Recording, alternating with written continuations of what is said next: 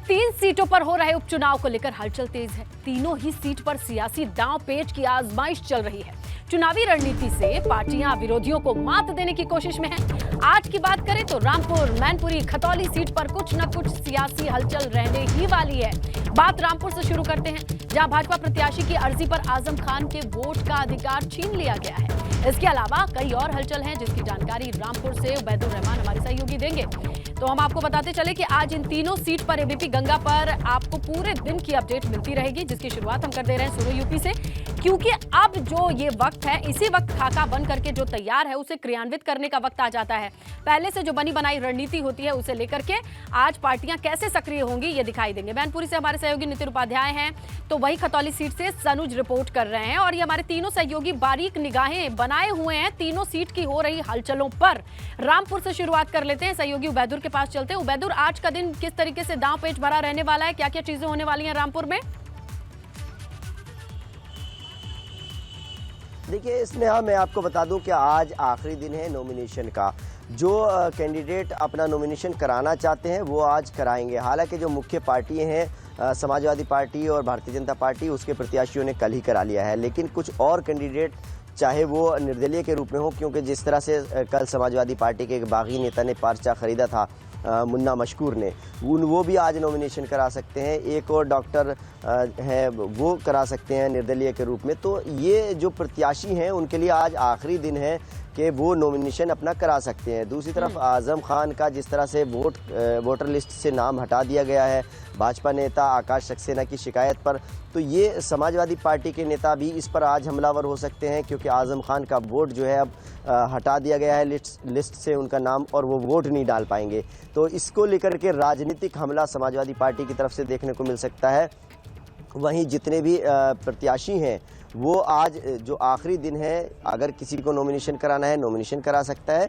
और उसके साथ ही जो मुख्य पार्टियां हैं उसके नेताओं ने तो अपना जो प्रचार है, कैंपेनिंग है, वो शुरू कर दिया है, लोगों से मिलना शुरू कर दिया है। और भारतीय जनता पार्टी और समाजवादी पार्टी दोनों पार्टियों के जो प्रत्याशी है उसके बीच में यहाँ पर मुख्य मुकाबला माना जा रहा है।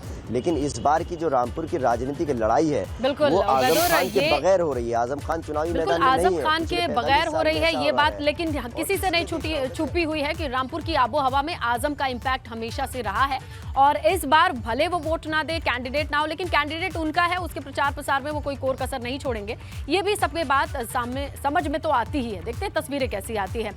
तो उबैदुर हमारे सहयोगी बता रहे हैं, लेकिन समाजवादी पार्टी का स्टैंड क्या दिखाई दे रहा है? क्या पार्टी लामबंद होकर के आजम का साथ देगी? उबैदुर, ये बात समझ में आ रही है कि रामपुर की रणभूमि को और दिलचस्प बनाएंगे अगर समाजवादी पार्टी से और भी लोग आते हैं, डेरा जमाते हैं और आजम को मजबूत करने की कवायद करते नजर आते हैं तो? देखिए, समाजवादी पार्टी के लिए बहुत बड़ा झटका है कि उसके कद्दावर नेता और राष्ट्रीय महासचिव और फाउंडर मेंबर आजम खान से वोट का अधिकार छिन गया है। तो ऐसे में समाजवादी पार्टी को इतना बड़ा झटका जो है, और चुनावी मैदान में जब भाजपा के नेता भाषण देंगे, वोटरों से बात करेंगे, तो वो कहेंगे कि वो व्यक्ति जिसको अदालत से सजा हो गई है, जिसको वोट देने का अधिकार नहीं है, तो उसके नाम पर, उसके कहने पर वोट क्यों देंगे आप? तो इस दूसरी तरफ समाजवादी पार्टी इसको विक्टिम कार्ड बना सकती है, इसको मुद्दा बना सकती है कि आजम खान का ही वोट क्यों वोटर लिस्ट से हटाया गया है। ऐसे बहुत सारे नेता हैं जिनको सजा हुई है, क्या उनके नाम भी वोटर लिस्टों से हटाए गए? तो इस पर राजनीति होना जाहिर सी बात है, बहुत संभव है कि इस पर राजनीति हो रामपुर में।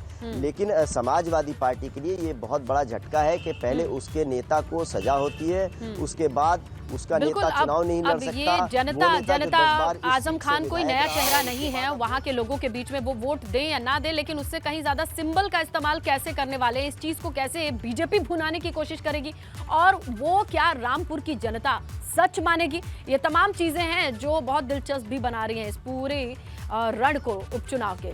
चलिए आगे बढ़ेंगे। उबैदुर, आप हमारे साथ बने रहें और हम बात कर लेते हैं चाचा शिवपाल की। आशीर्वाद मिलने के बाद अखिलेश यादव मिशन मैनपुरी पर लग गए हैं।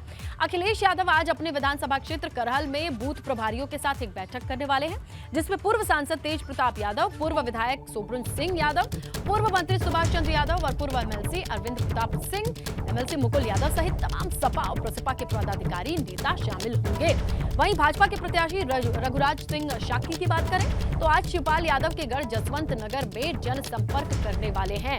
तो आज देखिए, अब सस्पेंस हट चुका है। अब किसी तरीके के मनमुटाव की कोई खबर नहीं है। तस्वीर दोनों ही साइड से क्लियर है। एक तरफ रघुराज शाक्य की बात करें तो वो आज जसवंत नगर से ही प्रचार की शुरुआत कर रहे हैं, जो कि घर है समाजवादी पार्टी का।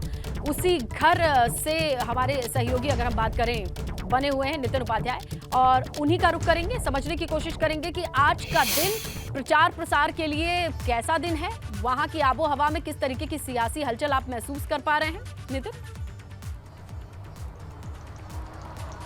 देखिए, बिल्कुल, देखिए, लगातार चाहे वो समाजवादी पार्टी हो चाहे वो बीजेपी हो, पूरी ताकत इस लोकसभा उपचुनाव में दोनों पार्टियों ने झोंक दी है। और आज जिस तरीके से अब जो तस्वीर साफ हो चुकी है, शिवपाल यादव ने भी कल ट्वीट किया, कहा कि जिस बाग को नेताजी ने सींचा उस बाग को अब हम खून पसीने से सींचेंगे। तो जो कार्यकर्ताओं में जो कन्फ्यूजन की स्थिति थी, जनता में कन्फ्यूजन की स्थिति थी, वो तस्वीर पूरी तरह से साफ हो चुकी है कि चाचा और भतीजा एक हो चुके हैं, मिलकर अब पूरी तरह से चुनावी मैदान में वो उतर चुके हैं। कल एसएस मेमोरियल कॉलेज में एक बड़ी मीटिंग हुई थी। सैफई, ताखा, बरसेहर ब्लॉक के तमाम कार्यकर्ताओं को से कहा था कि पूरी ताकत से जुट जाइए और इस उपचुनाव को बहु डिम्पल को जिताना है। तो आज करहैल में एक नुक्कड़ सभा को अखिलेश यादव संबोधित करने वाले हैं और उसमें सोबरन सिंह यादव से लेकर अरविंद यादव और तमाम जो समाजवादी पार्टी के बड़े नेता हैं वो भी इसमें साथ रहेंगे। तो कुल मिला के कहा जाए, बूथ मैनेजमेंट से लेकर जनता के बीच मैसेज, संवेदना, सहानुभूति और विकास का जो कहा जाए एक मैसेज देने की कोशिश समाजवादी पार्टी कर रही है। वहीं दूसरी तरफ भारतीय जनता पार्टी ने भी चुनावी अभियान में तेजी ला दी है।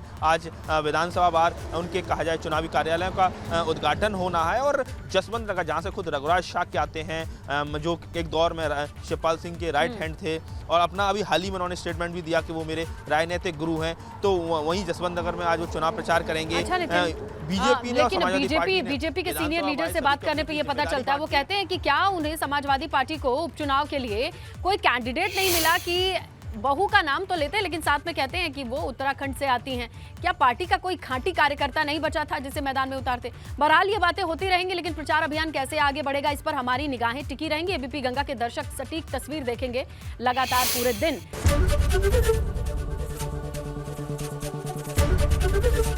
एबीपी गंगा, खबर आपकी, जुबान आपकी।